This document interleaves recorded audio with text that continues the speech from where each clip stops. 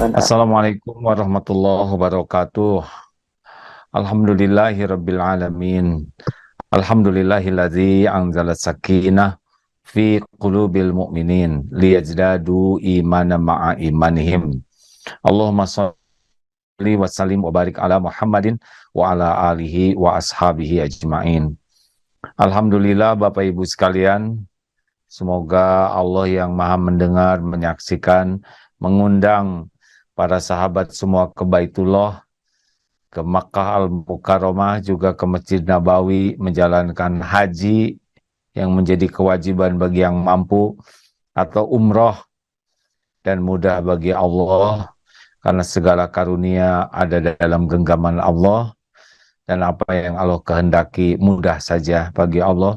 Innama amruhu idza arada syai'an ayyaqula lahu kun fayakun.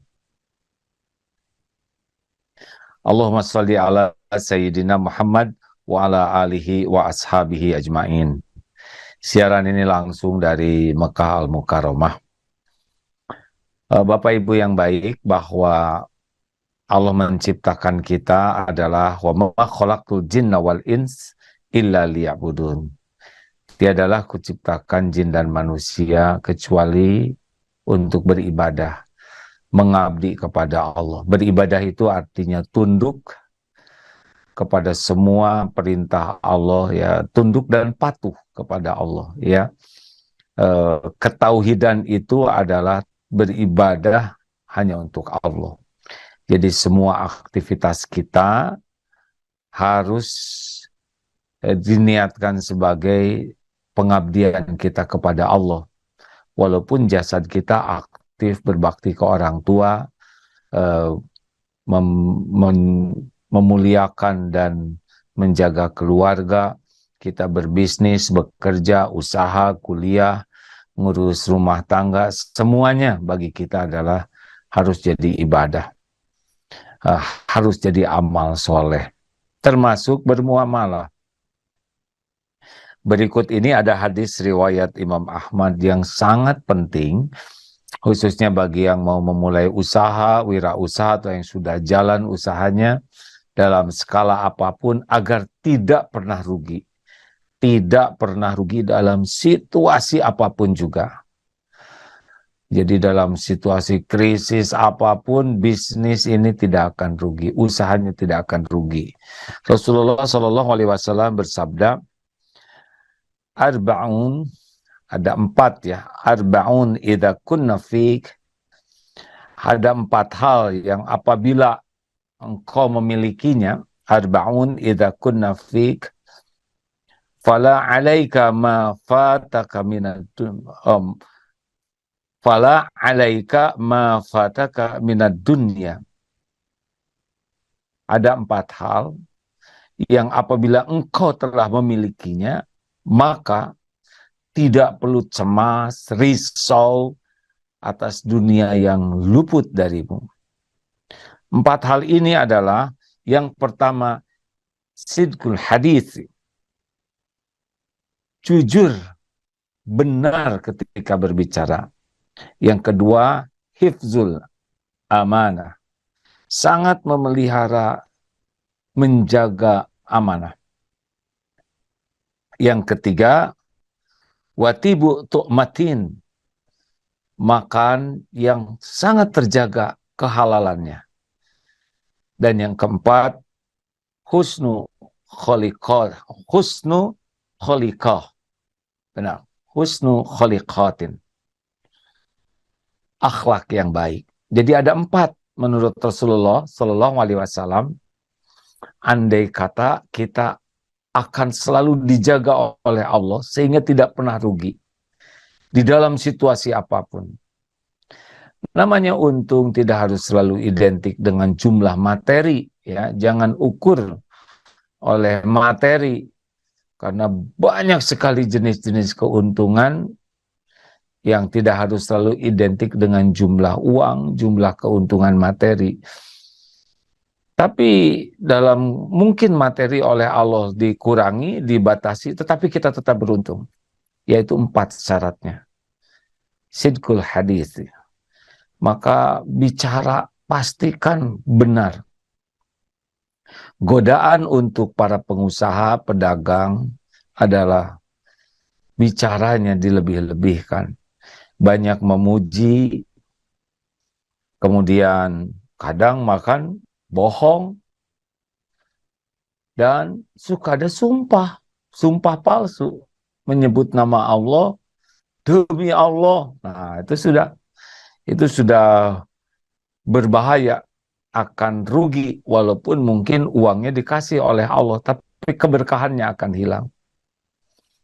Kita tidak perlu membuat kata-kata melebih-lebihkan, memuji-muji yang tidak pada tempatnya, apalagi sampai sumpah palsu, bohong, tidak perlu. Karena yang membagikan rezeki itu adalah Allah.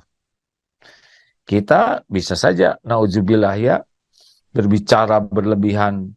Mungkin saja diberi oleh Allah dalam bentuk materi, tapi kita tidak akan diberi keberkahan. Rugi, sangat rugi. Maka pastikan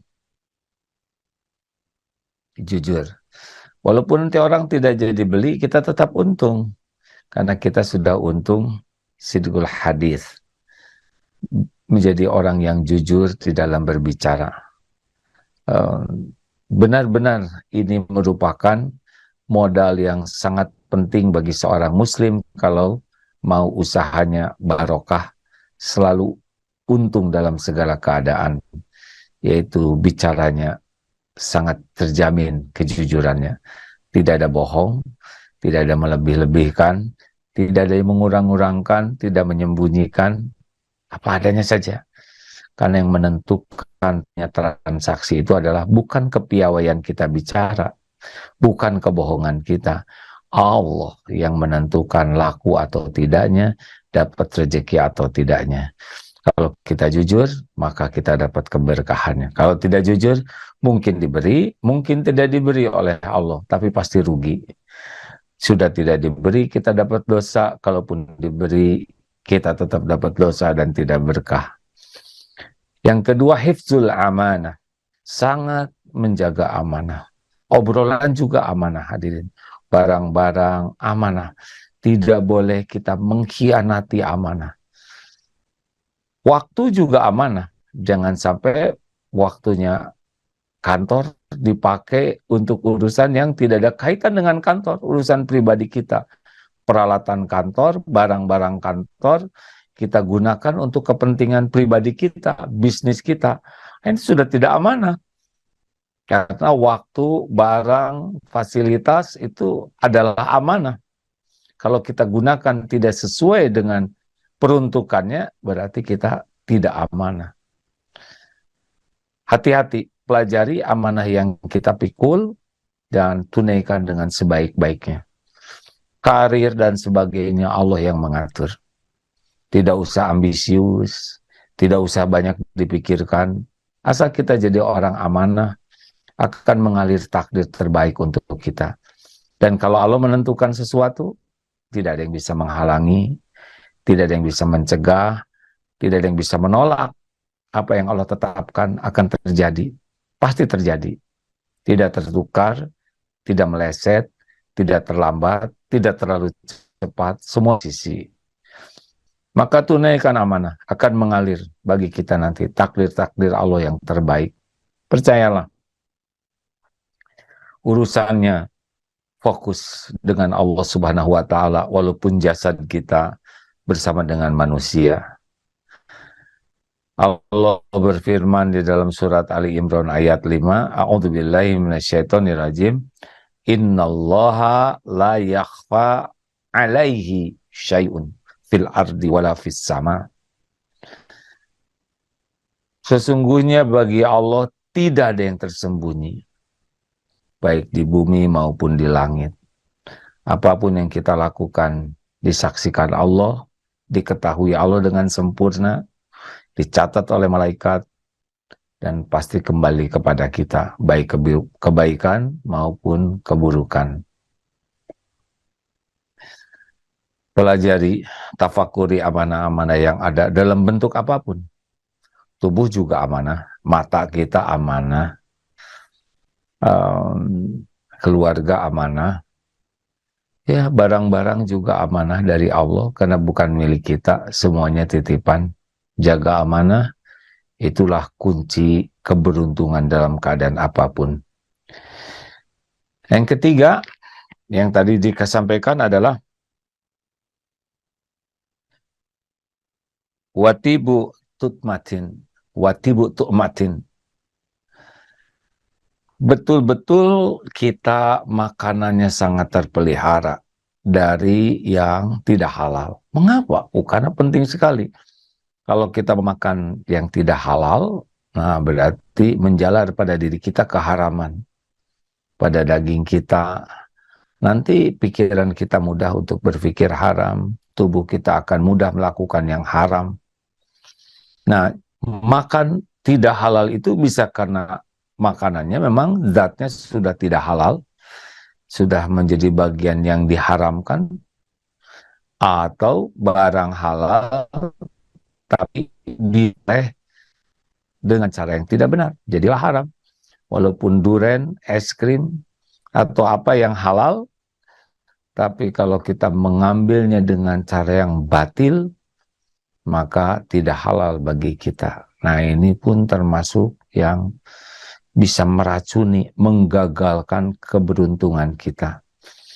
Jadi luar biasa, seorang muslim itu selain jujur berkata, menjaga amanah, dia tidak mau tersentuh oleh sesuatu yang tidak halal, yang nanti akan dia makan, dibawa kepada keluarganya. Ini pasti rugi, ini pasti rugi. Keberuntungan kalau kita benar-benar memakan yang halal. Pastikan makanan kita kehalalannya, ya, karena makan bukan hanya sekedar mengunyah, itu hewan. Makan bukan karena lapar, makan bagi kita adalah ibadah agar tubuh ini kuat mengabdi kepada Allah, kuat beribadah, kuat membawa manfaat bagi sesama.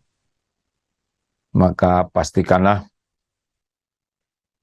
dalam situasi apapun kita sangat warok, hati-hati.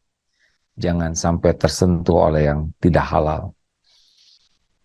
Dan yang terakhir adalah keberuntungan wa husnu khaliqah. Akhlak yang baik, akhlak yang mulia. Jadi di dalam bisnis itu jangan sampai kita tergelincir memiliki akhlak yang tidak baik. Apakah di dalam usahanya, sebelum bertemu dengan rezeki kita, atau sesudah bertemu. Karena menjemputnya ini rezeki. Kita menjemputnya dengan akhlak yang baik, dengan niat dan cara yang baik, maka kita lebih tinggi daripada materi keberuntungan apapun yang kita dapatkan. Karena akhlak kita baik. Dan kalau sudah ketemu dengan rezekinya, kita tambah mulia akhlak. Dengan banyak berderma, banyak berbagi, banyak berinfak, selain zakatnya dibersihkan. Jadi keberuntungan kita bertambah-tambah. Sebelum dapat, kita jaga akhlak. Sesudah ketemu, kita muliakan lagi akhlak dengan berbagi. Karena ada yang dia bertemu dengan rezekinya, tapi niat dan caranya salah, jelek. Maka ketemu dia dengan rezeki dia sendiri, tapi dalam keadaan dia hina. Maaf ya, pencuri, koruptor, hina, pezina, yang menjual diri. Dia ketemu dengan rezeki dia, yang memang sudah ditetapkan Allah untuknya. Tapi dia menjadi lebih hina dari rezekinya. Mobilnya bisa bagus, cincinnya bisa bagus, HP-nya bisa bagus, rumahnya bisa bagus, tapi pemiliknya lebih hina, lebih buruk. Barangnya berharga secara duniawi, tapi yang punyanya tidak punya harga. Dan ya ada yang sudah dikasih, dia jadi kikir. Atau uangnya dipakai berbuat maksiat. Nah, maka dia buruk akhlaknya. Dia baik loh, akhlaknya sopan, tapi dia cuma tidak sholat. Bagaimana disebut akhlaknya baik? Kalau kepada Tuhannya yang menciptakannya, yang mencukupi semua rezekinya, yang menutupi aibnya, dia tidak mau bersujud. Tidak ada disebut akhlakul karimah bagi orang yang tidak sholat. Walaupun ke orang baik, ke binatang baik, tapi kalau tidak mau sujud, nah itu tetap tidak termasuk berakhlak yang baik. Ya, bagaimana ke binatang baik, tapi ke penciptanya sendiri tidak baik, tidak mau bersujud. Oleh karena itulah akhlakul karimah bisa nampak pada waktu usaha, adab kepada Allah, waktunya sholat dipenuhi, tidak pernah lalai dari hak Allah dalam bermuamalah. Itu akhlak, hadirin. Tidak lalai dari sujud, tidak lalai dari baca Quran, tidak lalai dari zikrullah. Nah, ini merupakan akhlakul karimah. Dan baik kepada orang juga adalah karena Allah. Bukan baik supaya dia jadi klien, baik supaya dia mempromosikan, baik supaya dia beli. Nah, kalau gitu baiknya bukan baik yang asli. Karena baik yang asli, baik yang lillahi ta'ala. Baik-baik saja. Kenapa kamu baik? Karena Allah memerintahkan berbuat baik. Wa ahsinu innallaha yuhibbul muhsinin. Dan berbuat baiklah. Sesungguhnya Allah mencintai orang yang berbuat baik. Kenapa kita berbuat baik? Karena Allah memerintahkan dan Allah mencintainya. Selesai. Perkara mau beli atau tidak, jadi klien atau tidak, mempromosikan atau tidak, oh itu sudah menjadi tanggungan Allah nanti. Ya, makanya kalau orang-orang yang akhlakul karimah pasti nyaman. Hidupnya tenang, nyaman dalam segala kondisi, tidak banyak kekhawatiran, tidak juga banyak kesedihan tentang dunia ini. La khaufun alaihim walahum yahzanun. Nah, itulah 4 hal yang harus kita jaga, kita tanamkan dari awal. Sidqul hadis, perkataan yang jujur, yang benar, hifzul amanah, benar-benar sangat menjaga amanah, kemudian menjaga makanan, dan husnul khaliqah, menjaga akhlak yang sangat baik. Itulah rekan-rekan sekalian, uraian kita pada kesempatan ini. Mudah-mudahan bisa jadi jalan tafakur, jalan target kita, ya, terutama jaga lisan, karena orang tidak bisa istiqomah sebelum istiqomah hatinya, dan tidak bisa istiqomah hati hingga istiqomah lisannya. Semoga Allah menggolongkan kita menjadi orang-orang yang selalu benar. Allahumma sholli ala Muhammadin wa ala alihi wa ashabihi ajma'in. Wahai Allah yang maha menatap, golongkan kami menjadi orang yang sidikin. Allahumma inna nas'aluka imanan kamilan, wa yaqinan sadiqan, wa qalban khashi'an, wa lisanan zakiran. Allahumma inna nas'aluka ridhoka wal jannah, wa na'udzubika min sakhatika wan nar. Duha yang maha menatap, berkahi majelis ini. Catatkan siapapun yang menyimak menjadi hamba-hamba yang benar-benar sidiqin, orang yang jujur terpercaya, menjadi orang yang amanah, menjadi hamba-hamba yang terpelihara, yang waro dari apapun yang engkau haramkan. Dan golongkan kami menjadi as'alukal, karuniakan kepada kami ya Allah akhlakul karimah, karuniakan qalbun salim, karuniakan istiqomah. Ya Allah, jangan biarkan satupun yang hadir ini yang memiliki dosa kecuali engkau ampuni. Allahumma la tada' lana dzanban illa ghafarta, kecuali engkau ampuni seluruhnya ya Allah. Wala hamman illa farrajta, dan jangan biarkan satupun jamaah yang hatinya risau, resah, gelisah, kecuali engkau lapangkan hatinya, engkau karuniakan sakinah, tumanina. Wala aiban illa satarta, jangan biarkan satupun yang memiliki aib di antara kami, kecuali engkau tutupi aib-aibnya. wala dainan illa qadaita. Dan jangan biarkan satu pun yang memiliki hutang kecuali engkau mudahkan, engkau beri jalan, engkau cukupi untuk melunasinya ya Allah. Wala maridon illa syafaita, wala saqaman illa syafaita. Dan ya Allah, engkau tahu siapapun yang sakit di antara kami. Jadikanlah sesudah ini menjadi hamba yang kau sembuhkan dari segala penyakit lahir wal batin. Wala hajatan ila qadaitaha wa yassartaha. Ya Allah, jadikan siapapun yang berhajat di antara kami hamba-hambamu, kecuali engkau mudahkan, engkau bukakan jalannya ya Allah, dan engkau mudahkan. Allahumma yassir lana umurana wasrah sudurana wa nawwir qulubana. Mudahkan ya Allah semua urusan dan masalah-masalah kami. Lapangkan hati kami, cahayai hati kami. Wakhtim bisolihati a'malana. Dan jadikan akhir dari hidup kami dengan amal-amal yang soleh ya Allah. Amal-amal yang engkau ridhoi, amal-amal yang engkau berkahi. Husnul khotimah. Ya Allah, ya Arhamar Rahimin, catatkan yang hadir ini engkau undang ke Baitullah. Jadikan haji hajah yang mabrur, mabrurah.